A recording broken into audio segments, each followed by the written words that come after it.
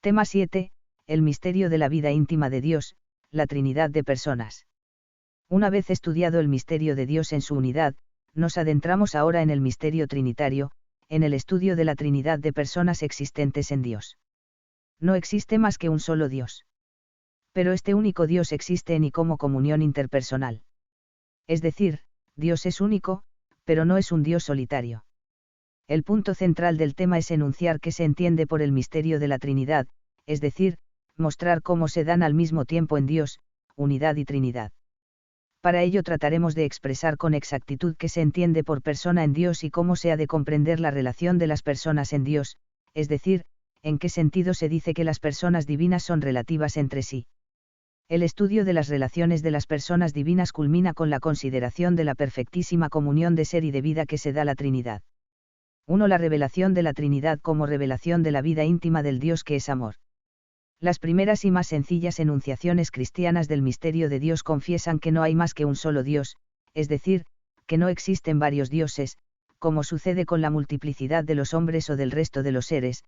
Confiesan también que, en este Dios único, hay tres en cuyo nombre bautizamos y a los que nos dirigimos llamando a cada uno de tú. Tienen, además, nombres que los distinguen.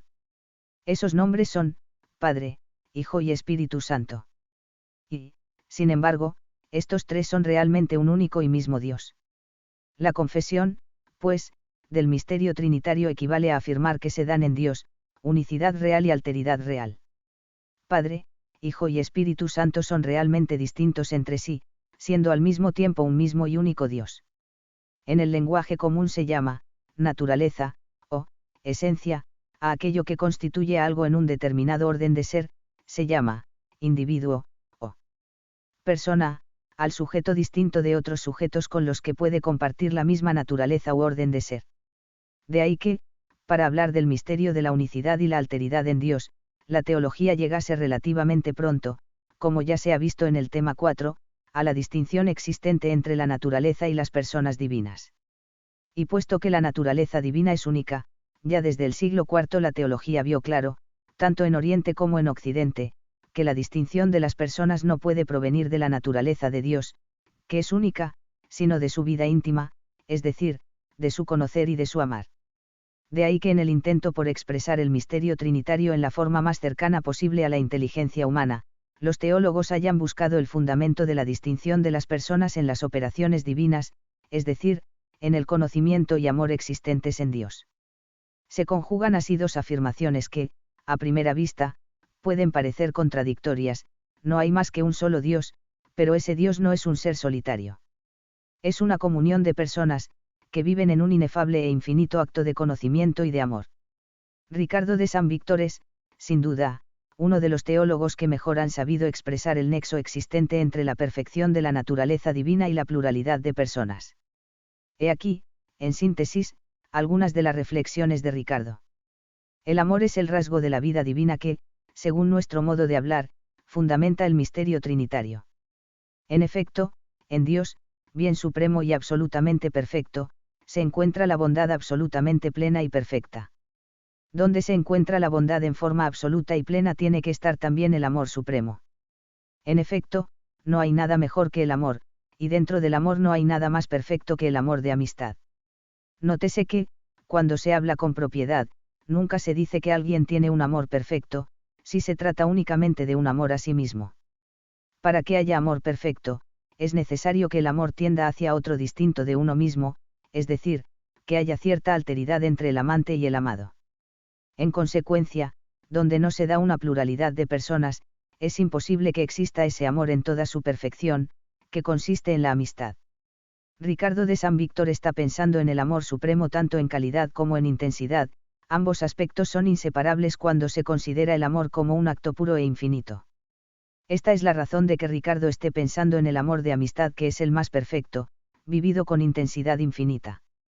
A la luz de esto se comprende la argumentación de Ricardo de San Víctor, si se dice que Dios es un acto de amor infinito y subsistente, lo cual está explícitamente afirmado en la Sagrada Escritura, cf. 1 y en 4, 16, debe existir en él un amor de una calidad y de una intensidad infinitas. Esto equivale a decir que debe existir en Dios un perfecto amor de amistad. Para ello se requiere que haya cierta alteridad entre el amado y el amante y, a la vez, que cada uno sea digno del amor supremo del otro. La alteridad existente entre las personas divinas debe ser tal que permita el amor de amistad y al mismo tiempo se mantenga en una unidad perfectísima, de forma que las tres personas sean iguales. Dicho de otra forma, el Dios personal no tendría a nadie a quien amar con amor supremo, si no existiese otra persona de igual dignidad que él, es decir, si no existiese otra persona divina. Por esta razón concluye Ricardo, para que en el seno de la divinidad se pueda dar la plenitud de la caridad, es necesario que haya en él personas de igual dignidad, cf. Ricardo de San Víctor, sobre la Trinidad, 3, 2. Antes de seguir adelante, es necesario recalcar que nos encontramos con un discurso que solo quiere mostrar que la doctrina del Nuevo Testamento sobre la existencia de tres personas en Dios no es absurda. No nos encontramos ante la pretensión de demostrar el misterio de la Trinidad. Cualquier intento de racionalizar el misterio trinitario sería un disparate y estaría condenado al fracaso.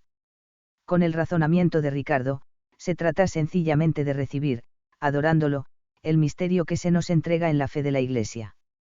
El pensamiento expuesto más arriba es sólo contemplación amorosa de los datos contenidos en la revelación, una contemplación que intenta proponer a nuestra inteligencia lo que Dios ha dicho de sí mismo, buscando las relaciones existentes entre esas enseñanzas. Entre esos datos se encuentran los siguientes: Dios es amor, cf. 1 y en 4, 16. No hay más que un solo Dios, cf. Dit 6, 4, ese Dios es tripersonal, cf. Mt 28, 19. Estas tres afirmaciones se refieren al mismo ser infinito y simplicísimo, están por lo tanto relacionadas. Lo único que hace la teología es buscar el nexo existente entre ellas. Este es el contexto adecuado para situar las reflexiones de Ricardo de San Víctor. Las otras consideraciones que propone Ricardo en torno a la existencia de personas en Dios van también en la línea de la estructura esencial del ser espiritual. Ricardo se apoya en la naturaleza de la felicidad y en la naturaleza de la gloria. La felicidad, argumenta Ricardo, solamente se da en plenitud cuando se comparte con alguien en una gozosa comunión interpersonal.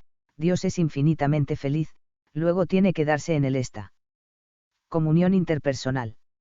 Lo mismo sucede con la gloria, pues la gloria solamente es perfecta si tiene lugar en la igualdad de personas.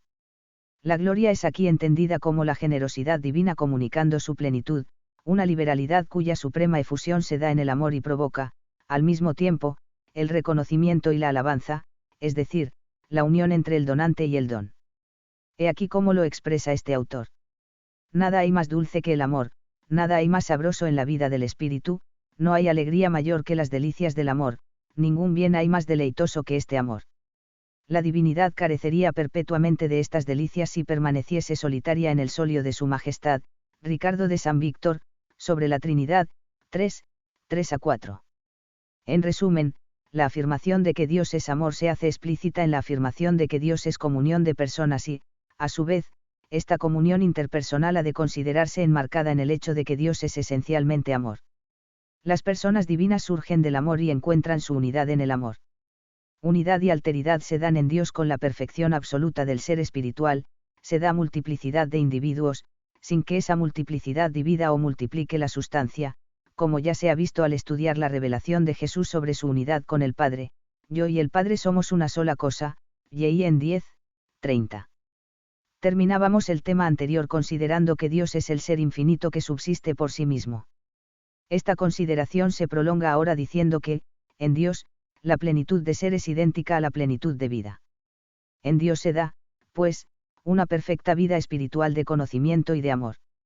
Y puesto que es propio del amor no solo el dar, sino el darse, resulta sumamente coherente pensar que Dios esté constituido en comunidad de personas, donde la unidad es estrechísima, y donde la alteridad es imprescindible para que pueda existir esa donación personal. Dicho de otro modo, en Dios, unidad, comunicación y entrega tienen lugar en un sentido infinitamente perfecto. Ahora bien, estas reflexiones son solo una consideración que hacemos tras conocer la revelación del misterio de la Trinidad.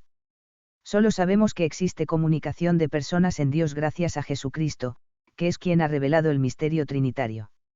Sin embargo, una vez que sabemos por la revelación que la unidad de Dios, como su mismo ser, consiste en el amor, no es ni absurdo, ni inconcebible, ni imposible, incluso desde el punto de vista de la razón, que el acto puro de amor que es Dios sea vivido como un único acto por el Padre, el Hijo y el Espíritu Santo.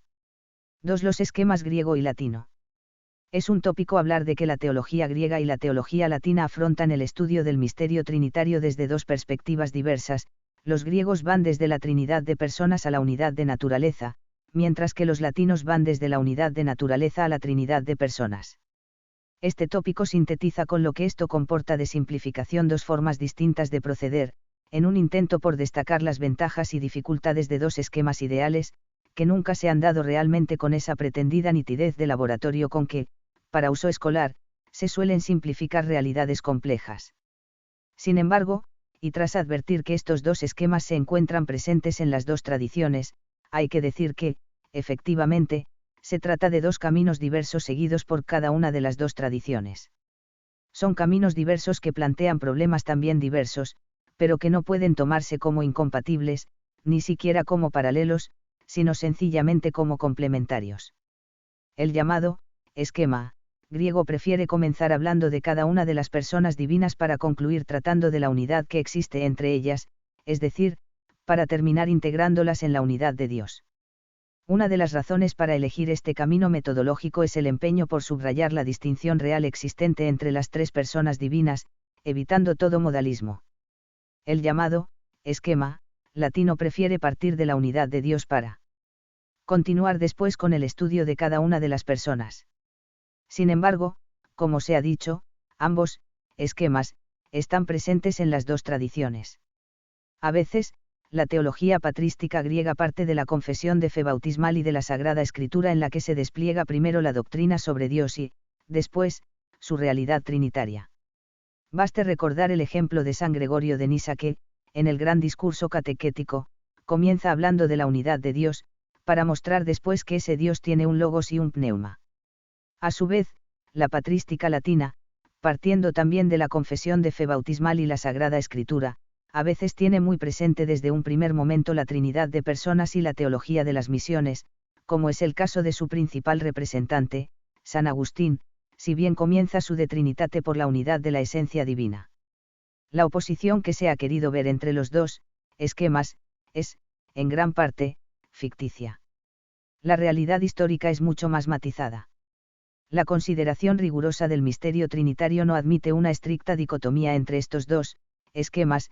Quien considere la Trinidad de personas, debe considerarla en el horizonte de la unidad de Dios, y quien considere la unidad de Dios debe considerarla en el horizonte de la Trinidad de personas.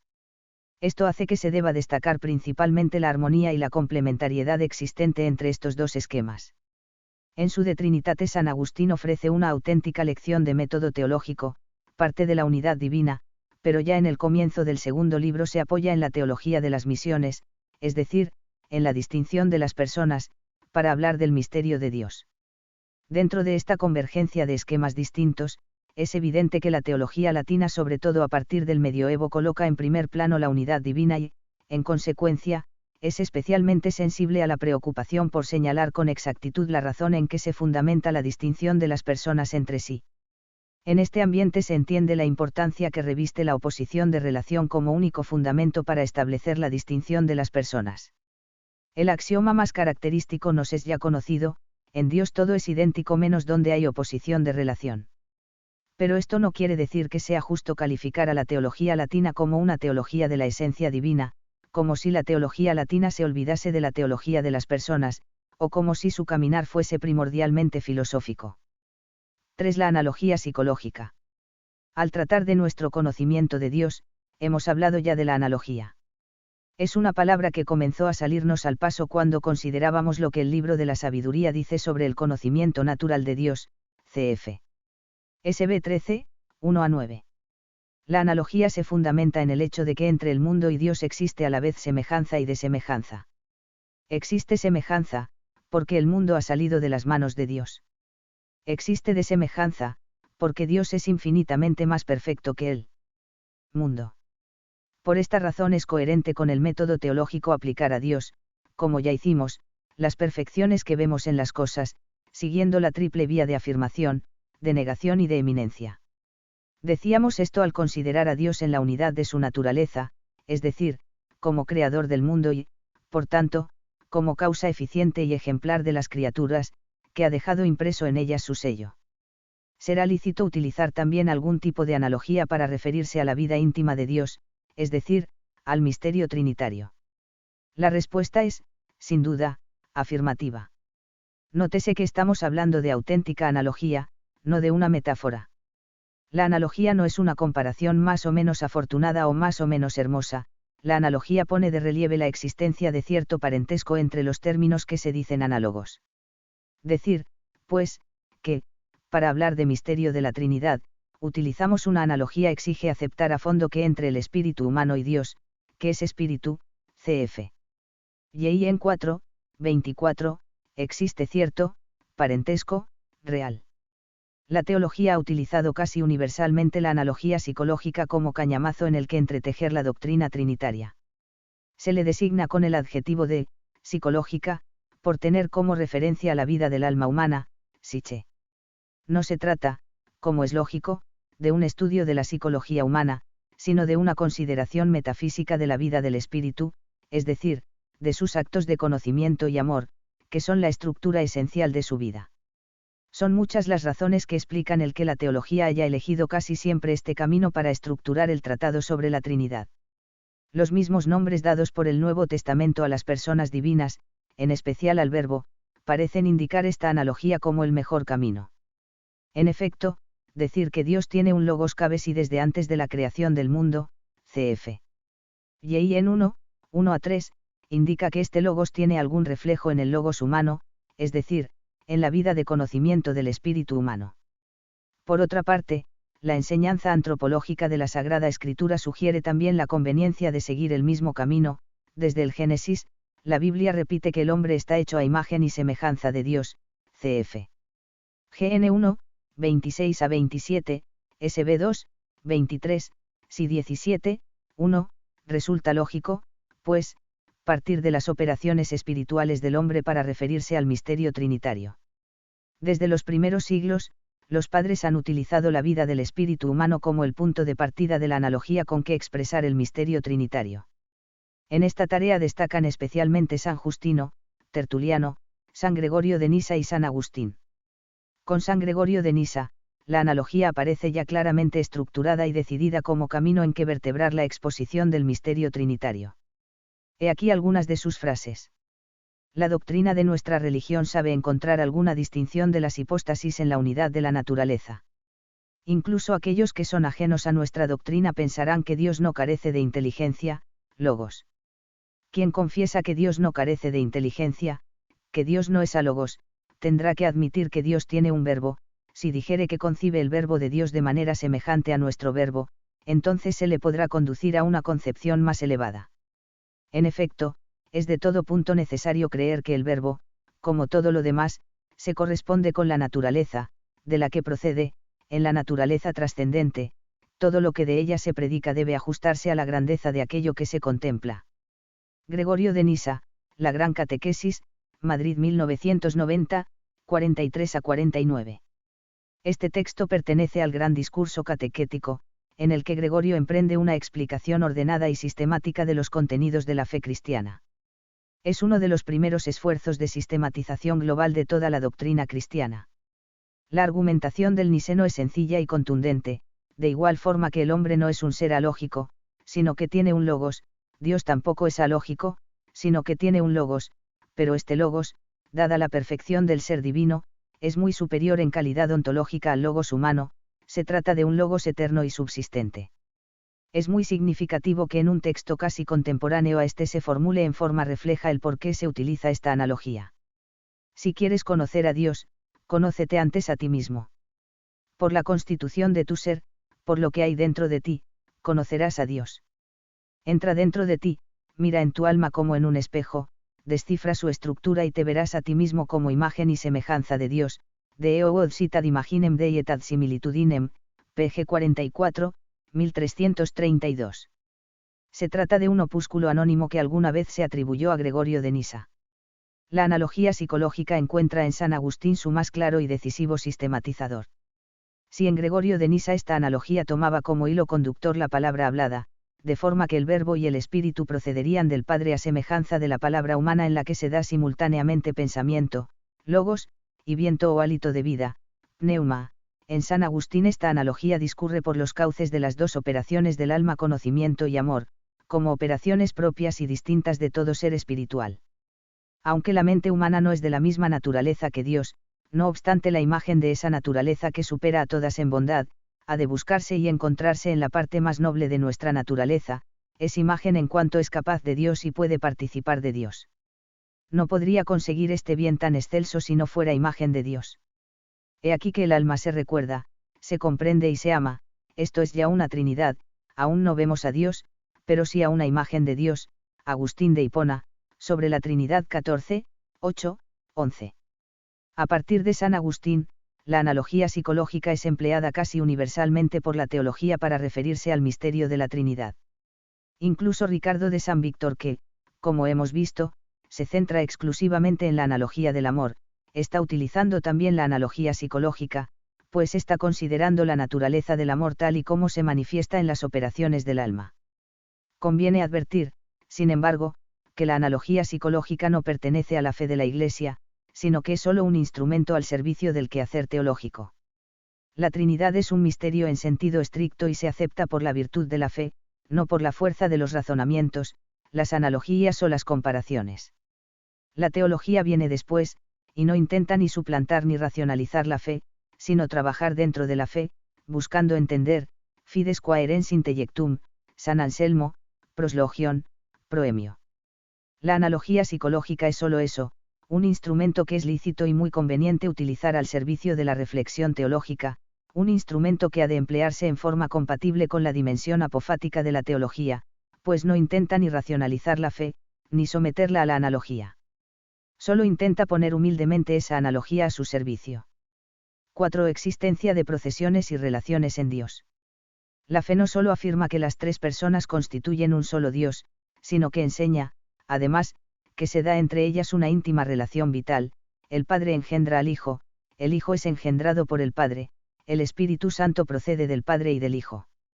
Así pues, el misterio de la Santísima Trinidad no es solo el misterio del ser de Dios, sino primordialmente el misterio de la fecundidad de su vida inmanente. La Trinidad es una fecunda e íntima relación vital que tiene al Padre como principio sin principio. El Padre entrega al Hijo su propia sustancia por modo de generación y, a través del Hijo, por vía de amor, al Espíritu Santo. Es el mismo Señor Jesucristo quien nos invita a la contemplación del misterio trinitario ofreciéndonos como clave el concepto de procesión. Así se deduce incluso de los nombres con que designa a las tres divinas personas. Padre, implica ser origen y principio del que procede el Hijo. El Hijo incluye esencialmente el hecho de proceder del Padre. El Espíritu Santo, que es amor, procede del Padre, cf. Y en 15, 26, y recibe. Del Hijo, cf. Y en 16, 14. La unidad y Trinidad de Dios encuentra su razón de ser en el origen que unas personas tienen de otras, es decir, en que unas proceden de otras. Esta procedencia fundamenta al mismo tiempo su distinción y su unidad. Fundamenta la unidad, porque dada la simplicidad de Dios, lo que procede inmanentemente de una persona divina tiene que ser Dios, pues esa procesión no se produce ni por multiplicación ni por división de la sustancia divina. Y fundamenta la distinción, porque el hecho de proceder lleva consigo que el que procede tiene que ser distinto de aquel de quien procede.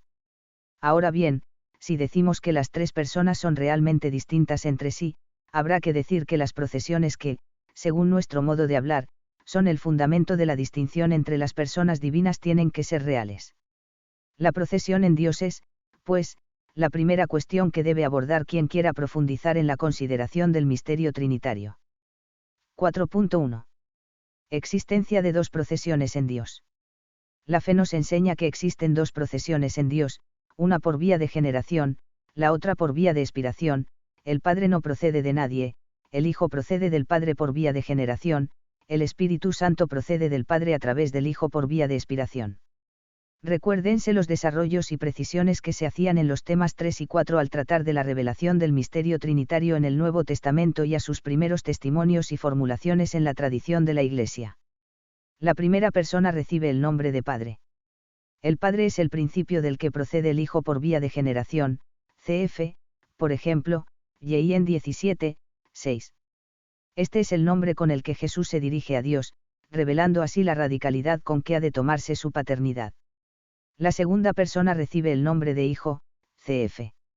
Mt 3, 17, y unigénito del Padre, cf. Yin 1, 1. Se trata de nombres que la tradición ha tomado en toda su profundidad entendiéndolos como una auténtica filiación natural. Esto significa que la fe enseña no solo que la segunda persona procede realmente de la primera, sino también que procede por vía de generación. La segunda persona se llama también Verbo, cf. Yin 8, 1, 11.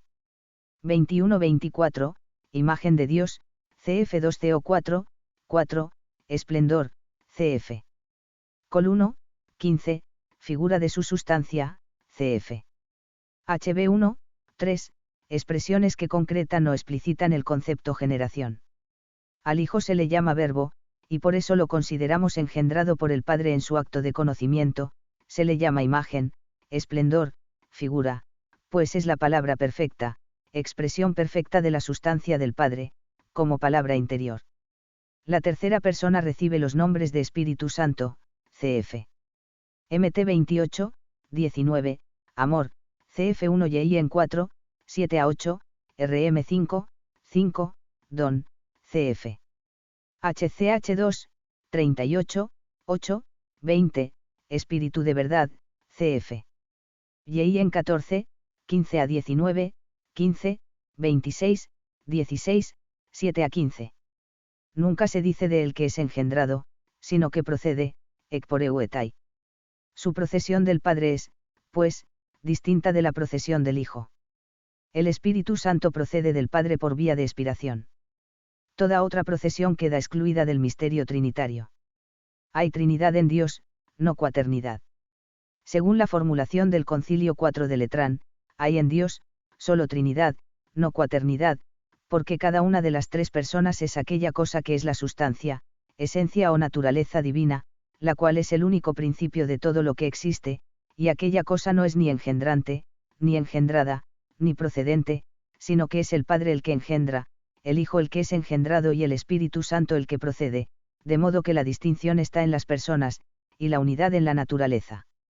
Concilio 4 de Letrán, de Errore Abbatis Joachim, 30 de noviembre de 1215, DS 804.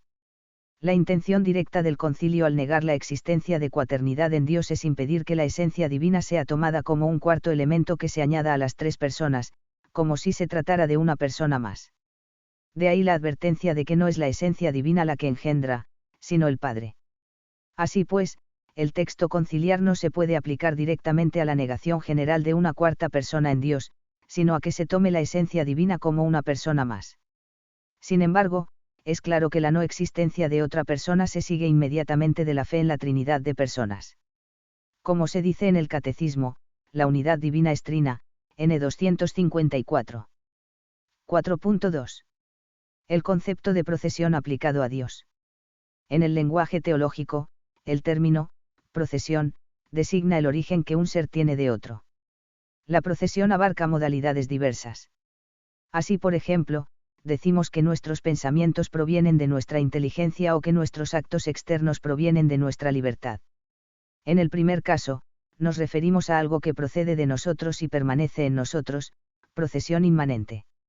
En el segundo caso, nos referimos a algo cuyo efecto es el de nosotros mismos, procesión transeúnte.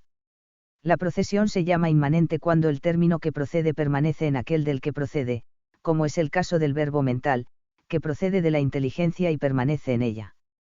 Pero, aunque el término permanezca en aquel del que procede, se distingue realmente de él.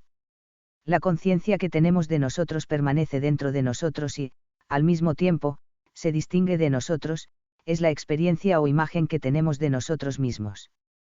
Como venimos diciendo, en Dios existen dos procesiones inmanentes, es decir, dos procesiones cuyo término permanece dentro de la intimidad divina, se trata de los términos inherentes al conocimiento y al amor. Estos términos, al ser inmanentes, no se distinguen de Dios, sino que son Dios mismo. Es necesario recordar una vez más que, dada la infinita trascendencia de Dios, todos los elementos de las procesiones han de tomarse en sentido analógico. En efecto, han de concebirse como procesiones en un ser infinitamente perfecto, que no tiene ni antes ni después, ni composición de acto y potencia. Estamos hablando, pues, de procesiones inmanentes en un ser infinitamente simple. Esto explica que Santo Tomás definiera las procesiones divinas como un puro ordo originis, como un sencillo orden de origen, cf. Tomás de Aquino, Summa Teológica y, Q41, A1, A2. Santo Tomás quiere designar con esto la procedencia pura, sin las imperfecciones con que se da la procesión en el ser creatural. En las procesiones divinas, no hay tránsito alguno del no ser al ser, solo una simplicísima comunicación del acto purísimo de Dios, el Padre, al engendrar al Hijo, le entrega su misma e indivisible sustancia. Se la entrega real e indivisiblemente, de tal forma que el Hijo es numéricamente el mismo Dios que el Padre, se la entrega eternamente, sin un antes ni un después, sin movimiento ni cambio de ningún género.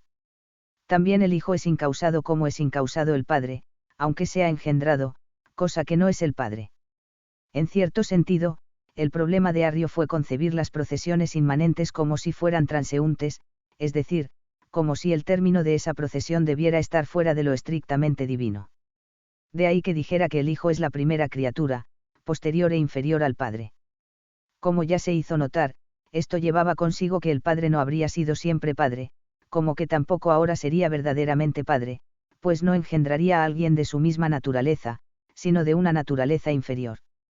Son varios los modos en que los padres de la Iglesia y la teología conciben estas procesiones divinas. Los griegos las entendían como donaciones que las personas divinas se hacen unas a otras.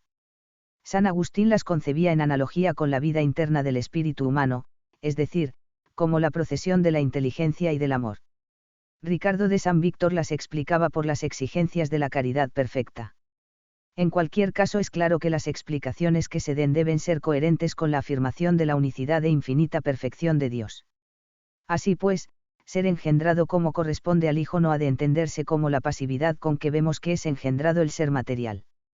Es verdad que se habla de los términos de las procesiones en forma pasiva, se dice del Hijo que es engendrado y del Espíritu que es expirado. Se trata de expresiones análogas, en tanto que las procesiones en Dios, según nuestra manera de pensar, presentan semejanzas con la producción pasiva de una criatura por medio de otra. Pero en Dios, que es acto puro, no pueden darse procesos pasivos entendidos en sentido estricto. El término, pues, de cada una de las procesiones divinas el Hijo y el Espíritu Santo ha de concebirse poseyendo la misma e idéntica perfección que Dios Padre, es decir, como un solo purísimo acto de existir. 4.3. Las relaciones en Dios. El estudio de las procesiones divinas nos ha conducido a una paradoja fácilmente perceptible: los que proceden son el mismo y único Dios que aquellos de los que proceden y, sin embargo, se distinguen realmente entre sí. El Hijo es distinto realmente del Padre y del Espíritu Santo, el Espíritu Santo es realmente distinto del Padre y del Hijo. Pero al mismo tiempo, distinguiéndose entre sí con distinción real, las tres personas de la Trinidad son un solo Dios, ya que no se distinguen en la sustancia, cada uno posee la sustancia divina totalmente y en identidad numérica, sino solo en su relación interpersonal. De ahí que la noción de relación sea una noción central en el Tratado sobre la Trinidad. San Agustín formula así la cuestión. En Dios no se afirma nada según el accidente, porque en él no hay nada mudable. Sin embargo, no todo lo que se dice de él se enuncia según la sustancia, pues se habla a veces de Dios según la relación, el Padre dice relación al Hijo, y el Hijo dice relación al Padre, y esta relación no es accidente. Agustín de Hipona, sobre la Trinidad v. 2, 3, v. 5, 6. Es la misma conclusión a que llega la teología oriental. He aquí dos ejemplos. El Padre no es un nombre que designa la esencia o la acción, es un nombre que indica la relación que tiene el Padre con respecto al Hijo o el Hijo con respecto al Padre. Gregorio de Nacianzo, Discurso 29, 16. Todos los nombres, absolutos, se aplican a la divinidad de una forma común, a las tres personas, pero los nombres de Padre, de Hijo y de Espíritu Santo, de inengendrado y de procedente designan las personas distintas. Pues los nombres de esta clase no designan la esencia, sino la relación recíproca y el modo de existencia. Juan Damasceno, sobre la fe ortodoxa y, 10. Pertenece a la fe que existen relaciones en Dios. En efecto, los nombres de las tres divinas personas son relativos entre sí. Padre se dice en referencia al Hijo, don se dice en referencia al donante. Conocemos la existencia de procesiones y relaciones en Dios precisamente a través de esos nombres personales, pues, como se dice el Concilio 11 de Toledo, en los nombres relativos de las personas, el Padre es referido al Hijo, el Hijo lo es al Padre, el Espíritu Santo lo es a los dos, y al mismo tiempo, cuando se habla de estas tres personas, aun considerando las relaciones, se cree en una sola naturaleza o substancia. Concilio 11 de Toledo, a 675, DS 528. El Concilio 4 de Letrán, a 1215, enseña que las tres personas se identifican con la sustancia divina y se distinguen exclusivamente por sus relaciones de origen. Concilio 4 de Letrán, de Errore Abbatis Joachim, 30 de septiembre de 1215, DS 804, el de Florencia, a 1442, subraya esta unidad de las personas al afirmar: estas tres personas son un solo Dios, y no tres dioses, porque las tres tienen la misma sustancia, la misma esencia, la misma naturaleza, la misma divinidad, la misma inmensidad, la misma eternidad, pues en Dios todo es uno, donde no obsta la oposición de relación. Concilio de Florencia, Decretum pro Jacobitis, 4 de febrero de 1442, DS 1330. 4.4. El concepto de relación aplicado a Dios. Padre, Hijo y Espíritu son realmente distintos entre sí, porque las relaciones que existen entre ellos en razón de su origen son relaciones reales, y son relaciones reales, porque las procesiones en que se fundamentan son reales. He aquí cómo lo formula el Catecismo de la Iglesia Católica. Padre, Hijo y Espíritu Santo, son realmente distintos entre sí por sus relaciones de origen, cf. CEC, N 254. Esto es lo que distingue a las personas entre sí, la relación. El Catecismo de la Iglesia Católica, al igual que toda la tradición teológica anterior, utiliza el concepto de relación para distinguir a las personas divinas entre sí, y esto lo hace por dos razones. Primera, porque es obvio que si hay procedencia real síguese necesariamente que hay relación real entre los dos términos de esa procedencia, por ejemplo, padre e hijo. Segunda, porque el concepto de relación es el único concepto que no modifica la sustancia. En efecto, relación, quiere decir únicamente referencia de una cosa a otra.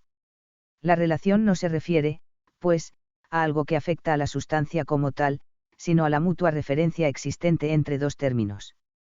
El concepto de relación implica, por tanto, un sujeto que se relaciona, el término al que está referido, y el fundamento o razón de la relación, que, en Dios, no puede ser otro que la procesión inmanente. Permítasenos insistir de nuevo. Es necesario tener en cuenta, además, que, al aplicarlos a Dios, estos elementos propios de la relación deben conjugarse con la simplicidad, perfección y unidad divinas. Por esta razón, se pone el acento en que son pura y total referencia al otro. Y como Dios es infinitamente simple, las relaciones se identifican con las personas divinas hasta el punto de poder definir a las tres personas como relaciones subsistentes. Al tratar de la existencia de tres personas en Dios, la noción de relación subsistente es fundamental, por lo que más adelante volveremos sobre ella detenidamente. Esto marca ya la diferencia esencial a la hora de aplicar el concepto de persona al hombre y a Dios. Los hombres son sustancias individuales, que, se realizan, en el despliegue de sus actos de conocimiento y de amor, es decir, en sus relaciones de apertura e intercambio con los demás. El hombre puede cerrarse sobre sí mismo, sin por eso mismo dejar de ser persona. En Dios, en cambio, las personas se constituyen precisamente por su relación, por su apertura a las otras personas. El ser referente a, propio de la relación, constituye el ser personal de cada una de las personas divinas. Veamos cómo lo expresa el Catecismo de la Iglesia Católica. La distinción real de las personas entre sí reside únicamente en las relaciones que las refieren unas a otras, CEC, N 255. En las relaciones, pues, encontramos también las nociones, o notas distintivas por las que conocemos y distinguimos a las personas divinas. Nos referimos a aquellas propiedades que no son comunes a las tres personas divinas, sino que son exclusivas de las personas. Por las nociones que son propias de cada persona las distinguimos. Como las relaciones opuestas entre sí son tres, también son tres las nociones personales, es decir, constitutivas de las personas: paternidad, filiación y expiración. Estas son las propiedades personales por las que las personas se constituyen en su ser personal. La paternidad es la persona del Padre, la filiación la del Hijo y la procesión, la persona del Espíritu Santo, que procede, cf. Tomás de Aquino, Suma Teológica y, Q 32, A3.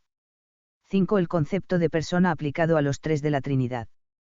Como acabamos de leer en el Catecismo de la Iglesia Católica, la distinción de las personas divinas entre sí reside únicamente en las relaciones que las contraponen unas a otras. De ahí que el nombre de persona no sea más que una forma de designar esa sublime oposición de relación existente en Dios por la que el Padre es Padre, el Hijo es Hijo y el Espíritu Santo es Espíritu Santo. Y es que las personas divinas son distintas entre sí solo en cuanto que son mutuamente relativas, es decir, en cuanto están referidas las unas a las otras. El concepto de persona aplicado a Dios nos sirve para designar única y exclusivamente esta relatividad. Las personas divinas no son otra cosa que relaciones subsistentes.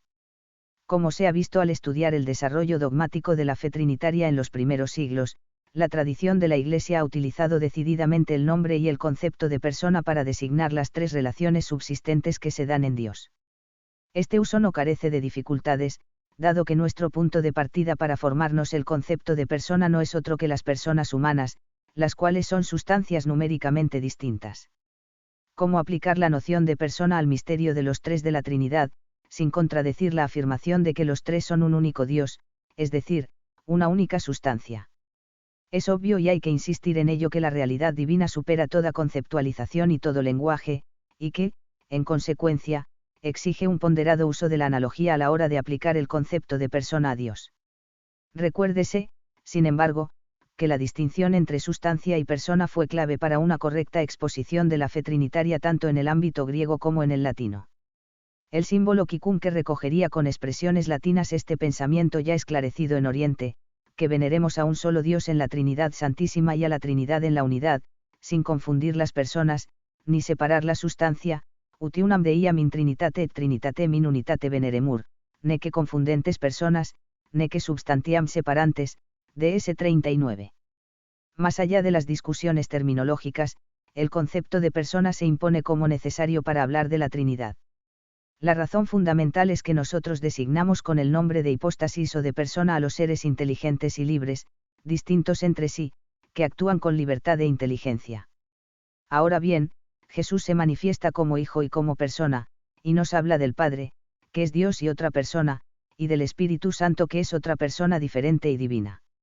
Además, atribuir la creación al Padre, la redención al Hijo y la santificación al Espíritu Santo exige concebirlos como tres subsistentes distintos entre sí que actúan en la historia de la salvación. Pero, como se acaba de decir, nosotros tomamos la persona humana como punto de partida para nuestra comprensión de lo que son las personas divinas. Esto conlleva una grave dificultad, pues mientras que las personas humanas no solo son distintas entre sí, sino sustancias numéricamente diversas, en Dios, las personas son distintas entre sí, pero son un solo y único Dios. Ya San Agustín se percató de esta dificultad, y argumentó que el uso del nombre de persona para designar a los tres se debe a la pobreza de nuestro lenguaje, al hecho de que no somos capaces de encontrar una palabra mejor. He aquí cómo formula la cuestión. Y así como para él es idéntico ser y ser Dios, grande, bueno, así en él se identifican el ser y la persona. ¿Por qué, pues, no llamar a estas tres realidades una persona, como decimos una esencia y un Dios, sino que afirmamos la existencia de tres personas, siendo así que no decimos tres dioses o tres esencias? Quizás porque, puesto que hemos confesado que son tres, nos place emplear una palabra que exprese la Trinidad, para no permanecer en silencio cuando se nos pregunta qué son estos tres. Agustín de Hipona, sobre la Trinidad 7, 6, 11. Precisamente por estas dificultades de lenguaje, existen muchas razones para continuar utilizando el nombre de persona para designar al Padre, al Hijo y al Espíritu Santo. He aquí algunas de ellas. La palabra, persona, es la utilizada por los concilios ecuménicos y por el magisterio de la Iglesia en su exposición de la doctrina trinitaria y cristológica. La palabra, persona, es la mejor para designar el tú divino al que nos dirigimos cuando invocamos al Padre, al Hijo y al Espíritu Santo, o para designar el tú de Jesús. La palabra persona, aplicada al misterio trinitario, además, ha recibido durante estos 2 milenios un significado propio e inconfundible, asequible a todo el pueblo cristiano con una sencilla explicación, cf. CEC, N251. En cualquier caso, el concepto de persona ha de utilizarse en teología trinitaria teniendo presente que la distancia entre Dios y el hombre es infinita y, en consecuencia, que esa distancia ha de ser también infinita en lo que ambos tienen de más radical, su realidad personal. Cuando se habla de 3 personas en Dios, el término persona designa una realidad que, en Dios, se realiza de un modo infinitamente superior a la forma en que se realiza en la naturaleza humana. He aquí cómo lo expresa Santo Tomás. Persona significa lo más perfecto que existe en la naturaleza, el subsistente en una naturaleza racional. Si debe atribuirse a Dios todo lo que significa perfección, pues la esencia divina contiene en sí todas las perfecciones, es conveniente aplicar a Dios el nombre de persona. Sin embargo, no le conviene a Dios del mismo modo que a las criaturas, sino de un modo más excelente, a la manera como le convienen los otros nombres que fueron impuestos a las criaturas y se atribuyen a Dios. Tomás de Aquino, Suma Teológica y, Q 29, A3, INC. El concepto de persona se aplica a Dios siguiendo las leyes de la analogía, pero se encuentra en él de una manera propia y no de manera metafórica. En efecto, con el nombre de persona designamos intencionalmente una perfección pura, es decir, el ser en cuanto subsistente en sí mismo, como poseyéndose en plenitud. Si el concepto de persona entraña imperfección en el hombre, esto se debe a la limitación del ser humano, no al concepto de persona, en cuanto tal, el concepto de persona solo significa que aquel a quien se aplica se posee a sí mismo y se dona con toda plenitud.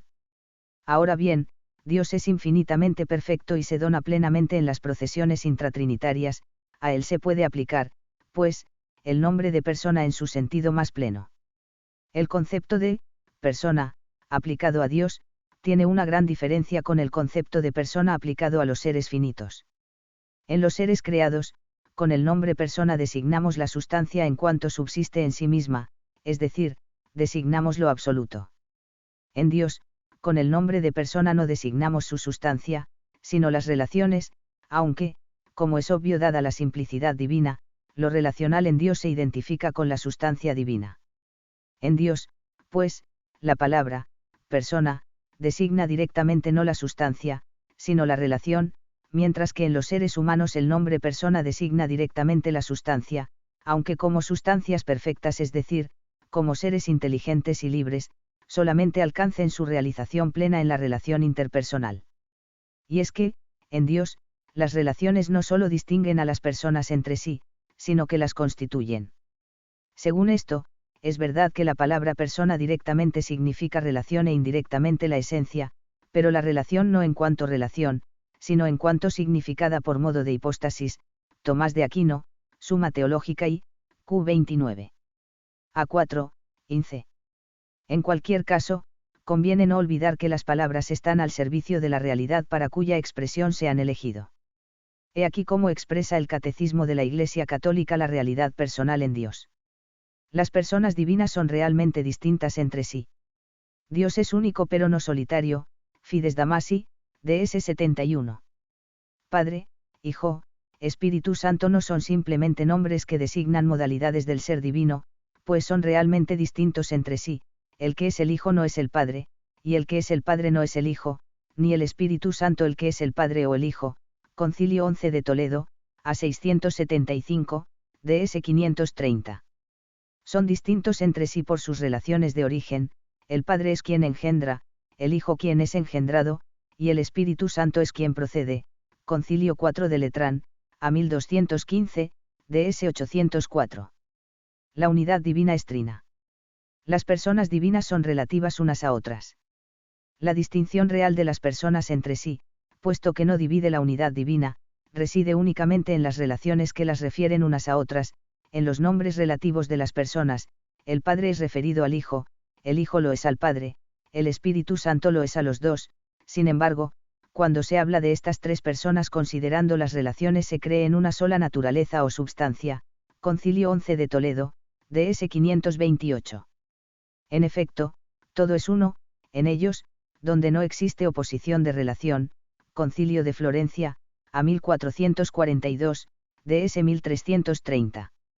A causa de esta unidad, el Padre está todo en el Hijo, todo en el Espíritu Santo, el Hijo está todo en el Padre, todo en el Espíritu Santo, el Espíritu Santo está todo en el Padre, todo en el Hijo, Concilio de Florencia, DS 1331, CEC, en 254 a 255. 6. Persona divina y relación subsistente. Precisamente porque la sustancia divina es única, se afirma que existen en Dios tres subsistentes en la misma y única sustancia. Se quiere decir con ello que la sustancia divina, numéricamente una, está poseída por tres subsistentes, que subsisten en tres modos relativamente distintos de subsistencia.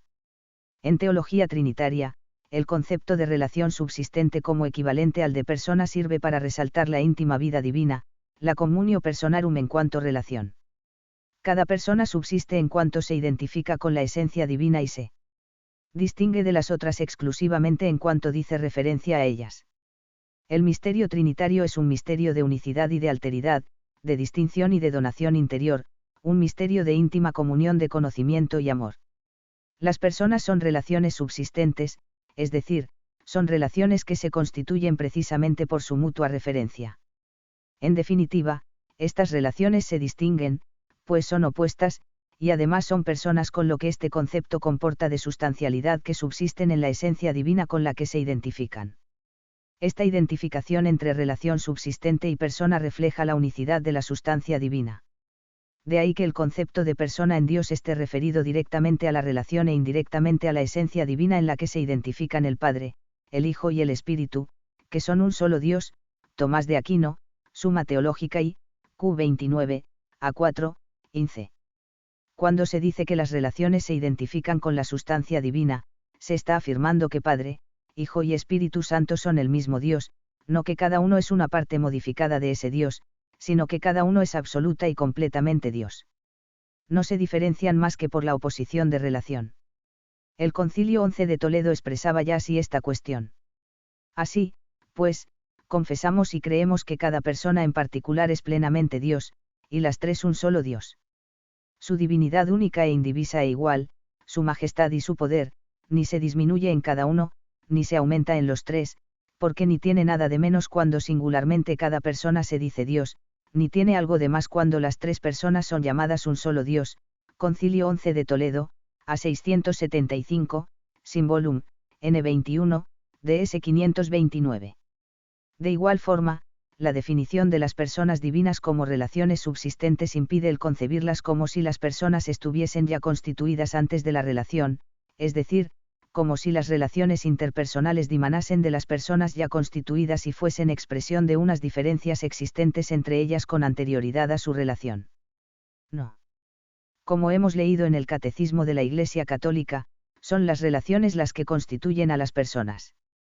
De ahí que se deba decir que el Padre se constituye en persona por su paternidad, el Hijo por su filiación y el Espíritu Santo por su expiración.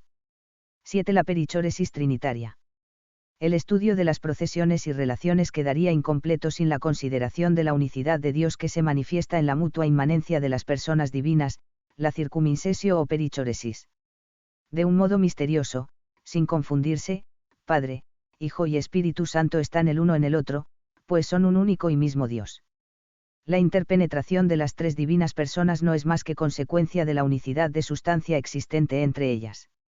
Los griegos utilizan el término perichoresis, que proviene del verbo perichoreo, que etimológicamente significa movimiento circular rotatorio por el mismo sitio. Implica unidad y distinción. Los latinos, en cambio, emplean los términos de circumincesión, mutua inhabitación o mutua inmanencia. No hay confusión de las personas entre sí, sino unidad de esencia, pero la unidad de esencia lleva consigo el hecho que inexisten unas en otras. No puede ser de otra forma, si se afirma con seriedad que los tres son un mismo y único Dios. No es que las personas divinas tengan la misma sustancia, sino que son la misma sustancia, no es que participen de esa sustancia, sino que cada una es, al mismo tiempo, toda la simplicísima sustancia divina. Y puesto que la sustancia divina no es otra cosa que el infinito y simplicísimo acto de ser de Dios, la mutua inmanencia de las personas no significa otra cosa que la perfectísima comunión en el acto de ser y de vida en el que se despliega. Aquel que es esencialmente amor, cf1 y en 4, 16. Esta mutua inhabitación tiene lugar en todos los aspectos en que se puede considerar a las personas divinas, en la única esencia, que es un infinito acto de conocimiento y de amor, en las procesiones y en las relaciones. La circumincesio es enseñada explícitamente por el Concilio 11 de Toledo, Symbolum, DS 532, el cuarto de Letrán, Definitio contra albigenses et cátaros, DS 800 y 804, y el Concilio de Florencia, Bula Cantate Domino, DS 1331. Nuestro Señor describió su inhabitación en el Padre, su mutuo estar, con una gran rotundidad, cf. Y en 10, 30.38, 14, 11, 17, 21. Estas frases de nuestro Señor han de ser tomadas en toda su fuerza. La alteridad que se sigue de la relación engendrante-engendrado tiene lugar sin separación o división entre ellos. Los teólogos han intentado expresar esta profunda unidad mediante el concepto de mutua inexistencia e inhabitación. San Agustín, tras señalar la distinción de personas, vuelve a la unidad existente entre ellas utilizando precisamente el concepto de circumincesio. En los seres corpóreos, una cosa no es lo mismo que tres juntas, y dos suman más que una. En la Trinidad excelsa, en cambio, una persona es igual a las otras dos, y dos no son mayores que una sola de ellas, y en sí son infinitas. Y cada una de ellas está en cada una de las otras, y todas en una, y una en todas, y todas en todas, y todas son unidad. Agustín de Hipona, sobre la Trinidad vi, 10, 12, cf. También sobre la Trinidad 4, 5. El concepto de perichoresis es clave en teología trinitaria, pues simultáneamente se abarca con él la referencia a la unidad y a la diversidad. Las personas divinas son un único y mismo Dios, inhabitando unas en otras, pero sin que exista entre ellas mezcla ni confusión. Padre, Hijo y Espíritu Santo no solo son uno, sino que están el uno en el otro. Nos encontramos en la esfera de las relaciones personales, y no en la de la esencia divina. La perichoresis orienta el pensamiento hacia la profundidad de la relación personal existente entre los tres de la Trinidad, aunque, como es lógico, la unidad de esencia está en el trasfondo y es el fundamento de la radicalidad con que se puede hablar de la perichoresis existente entre las personas divinas. La enseñanza sobre la perichoresis trinitaria tiene también mucho que decir en el terreno antropológico y en el terreno eclesiológico. No en vano el hombre es imagen de Dios, y la Iglesia, icono de la Trinidad. Fue nuestro Señor mismo el que dirigió nuestros ojos hacia esta relación misteriosa entre la unidad trinitaria y la unidad de los cristianos, que todos sean uno, como tú, Padre, estás en mí y yo en ti, para que también ellos sean en nosotros y el mundo crea que tú me has enviado, cf. Y en 17, 21 a 23. Los padres vieron en este texto no solo la mutua inmanencia del Padre y del Hijo, sino también la presencia del Espíritu Santo. La inhabitación de la Trinidad en el hombre y del hombre en la Trinidad es reflejo de esa otra inefable inhabitación existente entre las tres divinas personas. Anexo. La procesión del Espíritu Santo y la cuestión del filioque.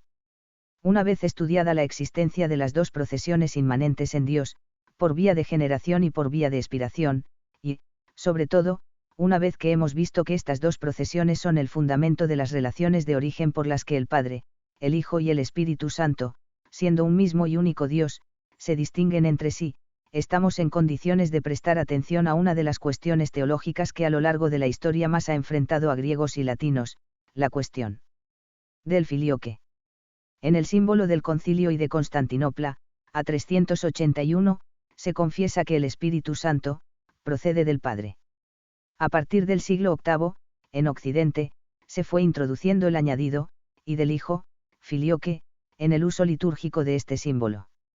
La introducción de este inciso constituye una importante cuestión trinitaria que es, además, clave en el diálogo entre la Iglesia occidental y la bizantina. La cuestión del filioque tiene un doble aspecto, su significado teológico y su inserción por parte de los occidentales en el símbolo de la fe. He aquí una síntesis de su historia y de los motivos teológicos que provocan la controversia. A. Historia de la cuestión. En la teología que se encuentra en los antecedentes inmediatos al Concilio y de Constantinopla, está claro que el Espíritu Santo es igual que el Padre y el Hijo, porque es Dios y procede, ekporewei, del Padre, está también claro que existe una estrecha relación entre el Espíritu y el Hijo. En efecto, nuestro Señor habla de que Él enviará al Espíritu de Cabe el Padre y de que, en esta misión, el Espíritu recibirá, de lo suyo, cf. Y en 14, 26, 16, 13. Siguiendo el uso del Nuevo Testamento, cf. HCH 16, 7, 2CO3, 17, los padres llaman con frecuencia al Espíritu Santo Espíritu de Jesús o Espíritu del Señor. El Concilio de Constantinopla no entró en este asunto. Se contentó con dejar claro frente a los pneumatómacos que el Espíritu Santo es Dios, es decir, que es de igual dignidad que el Padre y el Hijo, y que esto es así porque el Espíritu procede del Padre. Con esta afirmación tenía suficiente para defender la fe frente a los negadores de la divinidad del Espíritu, y no quiso adentrarse por una ulterior explicación de la relación del Espíritu con el Verbo. Sin embargo, esta cuestión estaba ya presente en los grandes teólogos cuya autoridad y cuyos escritos influyen decisivamente en el Concilio de Constantinopla. Así sucede, por ejemplo, con San Atanasio, San Basilio y San Gregorio de Nisa, que hablan con frecuencia de la existencia de un vínculo del Espíritu Santo con el Hijo. Es llamativa la repetida afirmación de que el Espíritu posee con respecto al Hijo la misma condición que el Hijo tiene con respecto al Padre. He aquí cómo lo expresa San Atanasio. Veremos que la condición que hemos reconocido como la propia del Hijo con respecto al Padre es precisamente la que posee el Espíritu con respecto al Hijo. Lo mismo que el Hijo dice, todo lo que tiene el Padre es mío, y en 16, 15, veremos también que, por el Hijo, todo está también en el Espíritu. Y así como el Padre decía mostrando al Hijo, este es mi Hijo, el amado, en que tengo mis complacencias, Mt 3, 17, así también el Espíritu es del Hijo, pues el apóstol dice, Él ha enviado a vuestros corazones el Espíritu de su Hijo, que clama, Abba, Padre. Gal 4,6, Atanasio de Alejandría, Cartas a Serapión 3, 1.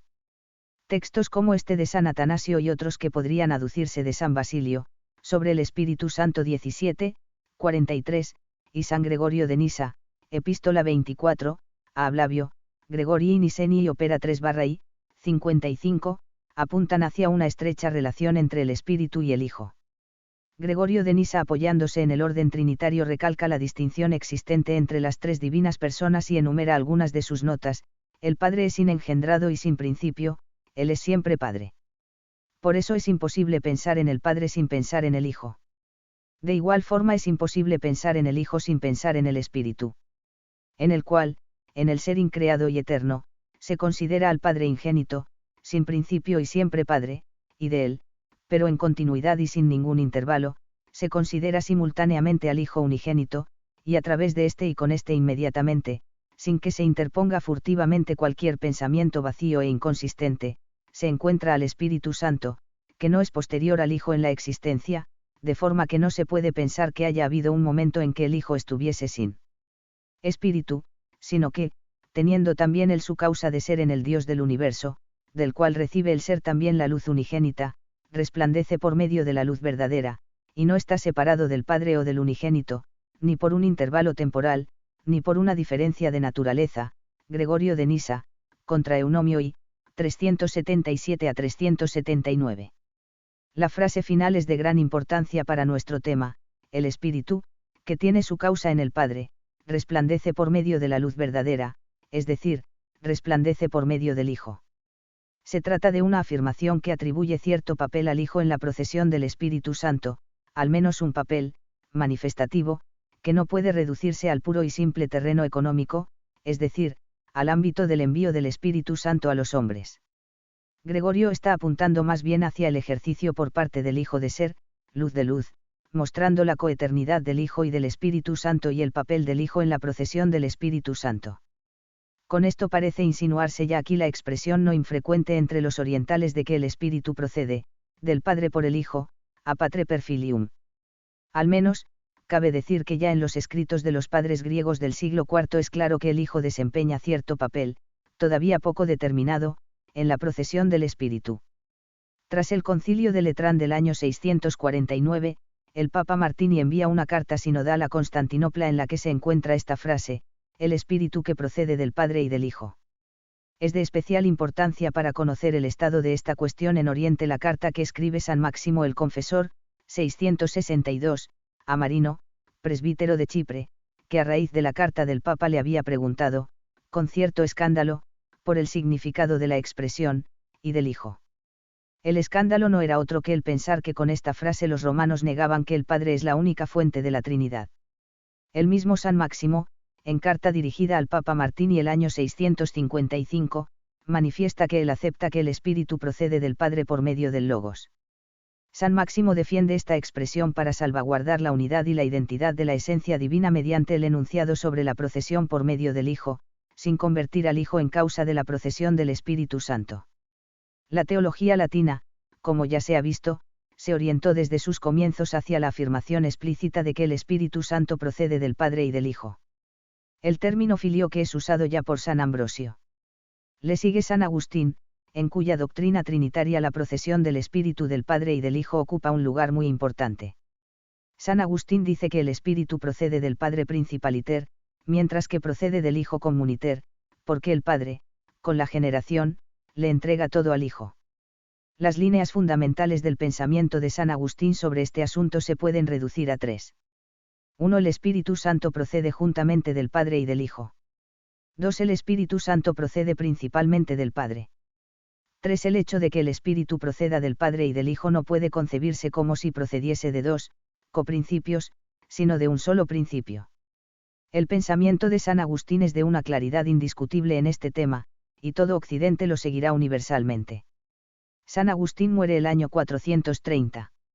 Faltan todavía 20 años para que el Concilio de Constantinopla sea recibido como concilio ecuménico, cosa que no acontece hasta el Concilio de Calcedonia, el año 451. Es importante destacar que Occidente manifestó su fe en el filioque en el tiempo en que aún existía la comunión entre Oriente y Occidente, sin que hubiese la más mínima protesta por parte de los orientales. Durante siglos, pues, han coexistido las dos fórmulas pacíficamente. Que procede del Padre, y, que procede del Padre y del Hijo. Ni los occidentales se extrañaron de las fórmulas orientales, ni los orientales de las fórmulas occidentales. También es cierto que ya el mismo Concilio de Constantinopla, 381, había modificado el símbolo niceno sin preocuparse del parecer de los occidentales, y que el Concilio de Efeso, a 431, que prohíbe admitir una fe distinta de la de Nicea, ignoraba el símbolo del I de Constantinopla. Durante siglos, tanto orientales como occidentales han planteado de diverso modo el acceso al misterio trinitario, pero unos y otros han aceptado en su integridad los datos ofrecidos por la Sagrada Escritura: el Padre es principio sin principio, el Hijo procede del Padre, el Espíritu Santo procede del Padre, es enviado por el Hijo, y es Espíritu del Padre y del Hijo. Más aún, el Segundo Concilio de Constantinopla, a 553, menciona, unidos con los griegos, a padres y doctores latinos cuya doctrina confiesa seguir en su totalidad y que claramente profesan el filioque. Entre estos autores se encuentran San Ambrosio, San Agustín y San León Magno, que utilizan el a patre et filio procedit. Y todo esto, insistamos, antes de la dolorosa ruptura aún no suturada del todo. En Occidente la confesión de que el Espíritu procede del Padre y del Hijo, que aparece explícitamente en la Fides Damasi y en el símbolo quicunque, se hace universal. El filioque se encuentra presente ya en España, en la liturgia de Toledo entre los años 446 a 447. Está presente también en el Concilio III de Toledo, a 589, con la profesión de fe de Recaredo. El filioque se utiliza aquí precisamente para salir al paso de los errores priscilianistas y arrianos, poniendo de relieve, por una parte, que el Hijo es igual al Padre en todo, pues expira al Espíritu Santo juntamente con él, y, por otra, que el Espíritu Santo es de la misma naturaleza que el Padre y el Hijo, cf. DS 470. El filioque se hace tan universal en Occidente que se creía de buena fe que provenía de Nicea Constantinopla. El Concilio de Friuli, a 796, incluye el filioque en el símbolo, DS 617. El Papa León III, que aceptaba la doctrina, se negaba a su inclusión en el símbolo, y para confirmar su posición hizo grabar sin el filioque el texto del símbolo niceno-constantinopolitano, en dos placas de plata, en griego y latín, que se colgaron a ambos lados de la entrada de la confesión de San Pedro. La primera vez que en Roma se recitó el símbolo durante la misa fue en la consagración del emperador Enrique II, 1014, y se hizo ya con la adición del filioque. La resistencia de los papas a su inclusión había estado motivada, no por la doctrina, sino por el respeto a la tradición conciliar. A. La cuestión del filioque a partir de Focio. La cuestión del filioque adquirió cariz polémico con motivo del cisma. En el año 867, el patriarca Focio condenó no solo la inclusión del filioque en el símbolo, sino su significado doctrinal. Según él, el Espíritu Santo procede únicamente del Padre. Incluso frente a aquellos padres griegos que hablan de una procesión del Espíritu a través del Hijo, Focio insiste en que el Padre y solamente el Padre es causa del Espíritu, y en que esta causalidad excluye que el Espíritu pueda proceder también del Hijo. Al hacer esto, Focio empobrece su teología trinitaria, pues minimiza la relación del Espíritu con el Verbo, y no puede dar razón de la misión del Espíritu por parte del Verbo. Pero la ruptura entre griegos y latinos, que dura hasta nuestros días, solo tuvo lugar 2 siglos después de Focio, en 1054. A partir de aquí, los momentos más solemnes en que se aborda la cuestión del filioque son el Concilio IV de Letrán, 1215, el segundo de León, 1274, y el de Florencia, 1445. Los dos últimos tratan este tema precisamente como una cuestión insoslayable para la unión con los griegos. Con respecto a la procedencia del Espíritu, el Concilio IV de Letrán dice que procede juntamente del Padre y del Hijo, paritera beutroque, de fide católica, cap 1, ds. 800. El Concilio II de León, Constitución de Summa Trinitate et Fide Catholica, ds. 850, puntualiza que el Espíritu Santo procede del Padre y del Hijo como de un solo principio.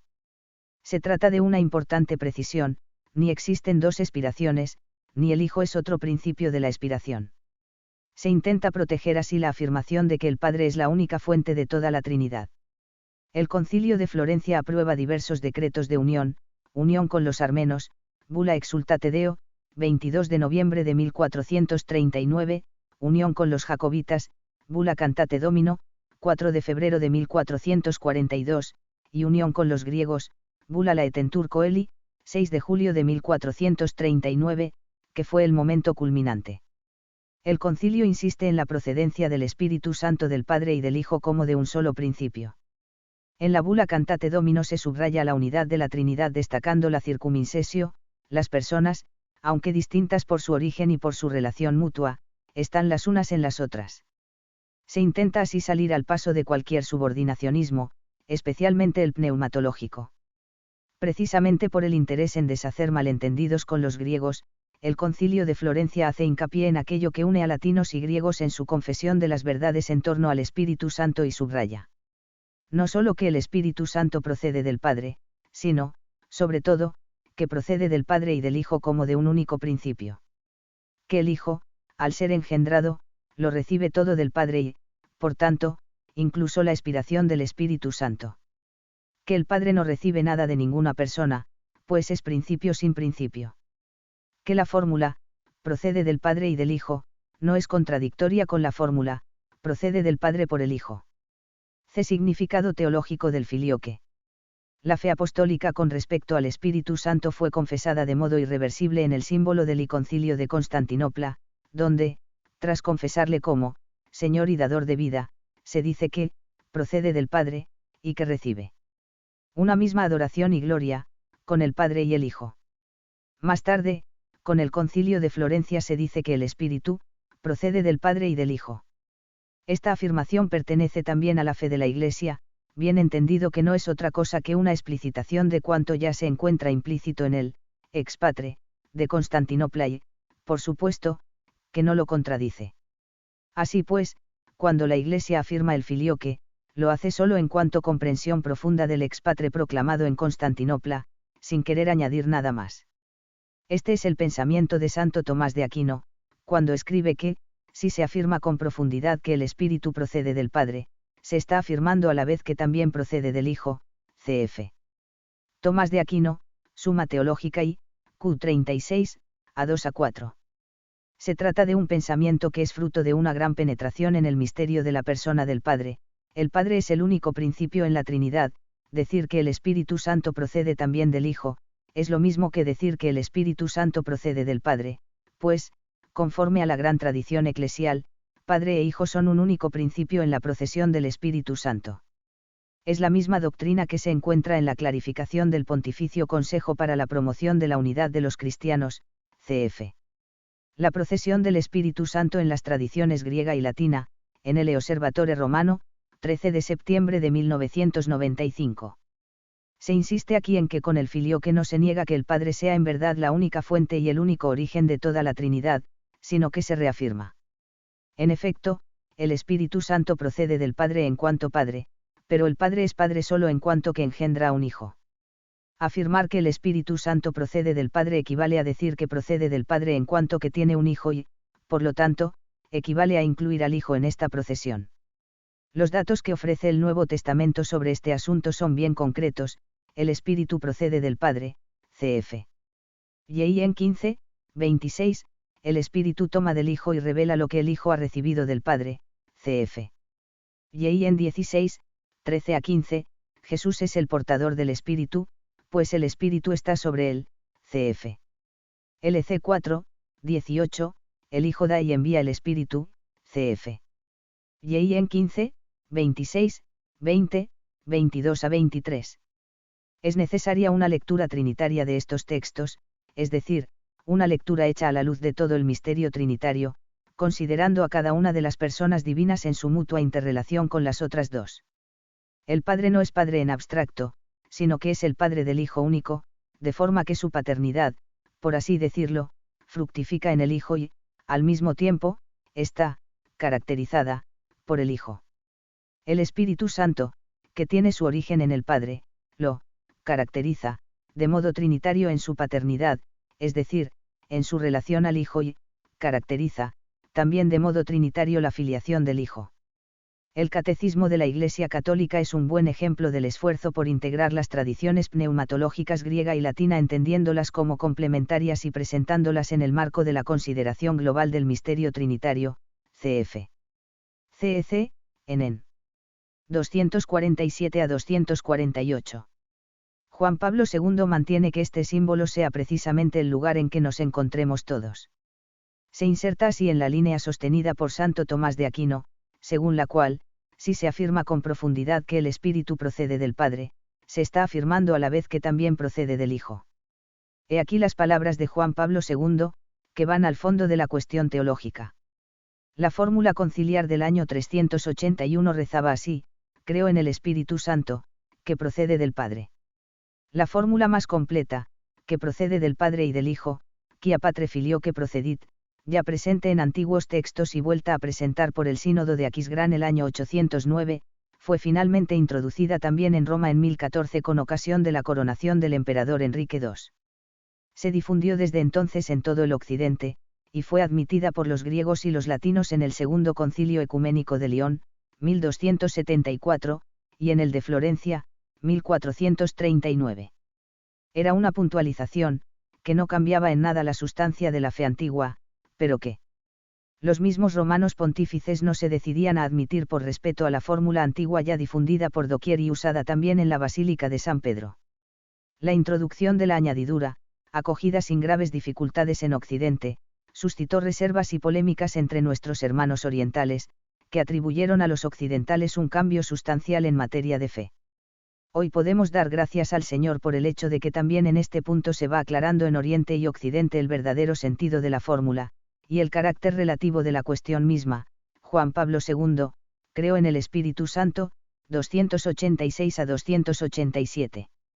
Tras aducir un amplio dousir de textos de la Sagrada Escritura sobre la relación entre el Espíritu y el Hijo, Juan Pablo II, atento a la justicia histórica, advierte, delicadamente, que la unión del Espíritu con el Hijo y su procesión a través del Hijo eran ya cuestiones presentes explícitamente no solo en los padres latinos, sino también en algunos padres griegos cuya doctrina pneumatológica recoge el Concilio I de Constantinopla.